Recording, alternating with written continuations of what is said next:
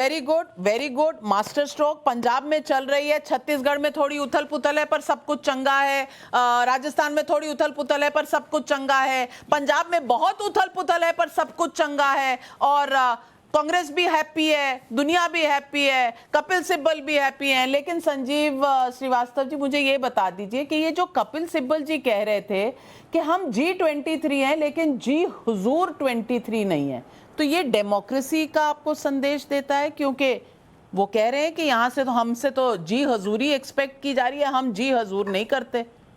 तो ये internal democracy का डेमोन्स्ट्रेशन था कल।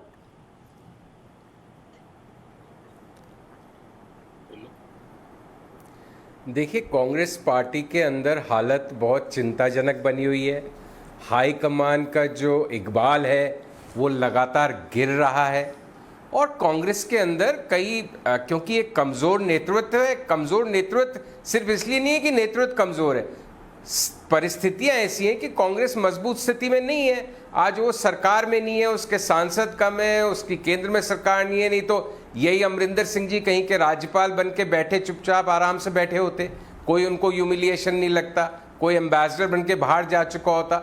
ये तो देखिए, हम राहुल गांधी और नेतृत्व की बुराई करते हैं, बट साथ साथ हमें ये भी ध्यान रखना पड़ेगा, चाहे उनकी गलतियों की वजह से चाहे परिस्थितियों की वजह से, कांग्रेस एक उसको जो जिसको अंग्रेजी में कहते हैं, वी हैव टू रिमेंबर कि the hand they have been dealt with is also very weak, मतलब उनके हाथ में पत्ते भी कमजोर हैं। तो कांग्रेस एक एग्जिस्टेंशियल क्राइसिस से गुजर रही है, इसमें कोई शक नहीं है। एक जनरेशनल शिफ्ट हम देख रहे हैं, लेकिन उसके साथ साथ ये भी हकीकत है कि ये कांग्रेस पार्टी है जहां पे आप इस तरह का बिखराव सार्वजनिक रूप से देखेंगी, जो कोई अच्छी बात नहीं है कांग्रेस की सेहत के लिए, लेकिन किसी और पार्टी में ये संभव नहीं है, क्योंकि या तो रीजनल पार्टीज हैं जो एक व्यक्ति की एक तरह से इच्छा अनुरूप चलती है, या बीजेपी जैसी केंद्रीय पार्टी है जो इतनी शक्तिशाली है और उसका आलाकमान इतना शक्तिशाली है और उसका इतना भय है, क्योंकि आप कहीं भी कुछ कीजिए एजेंसीज कल आपके दरवाजे पर खड़ी होंगी, तो उनका एक अलग ढंग से इकबाल है। तो कांग्रेस की स्थिति खराब है, हाँ, कांग्रेस का नेतृत्व कमजोर है, हाँ, लेकिन ये परिस्थितियां भी सारी ऐसी हैं और थोड़ा परिपक्वता से हैंडल नहीं कर रहे, ये भी हकीकत है।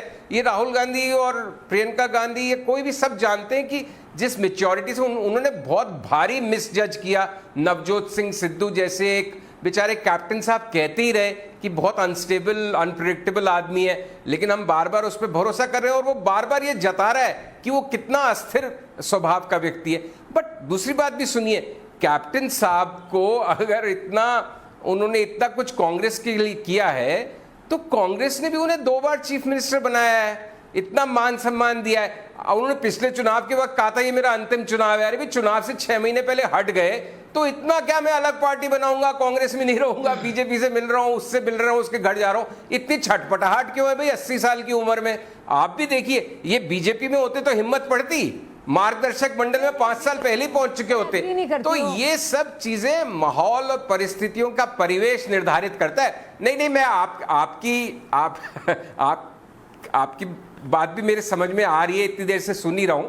तो देखिए, जिनको कांग्रेस के मजे लेने वो तो मजे लेते ही रहेंगे, लेकिन जैसे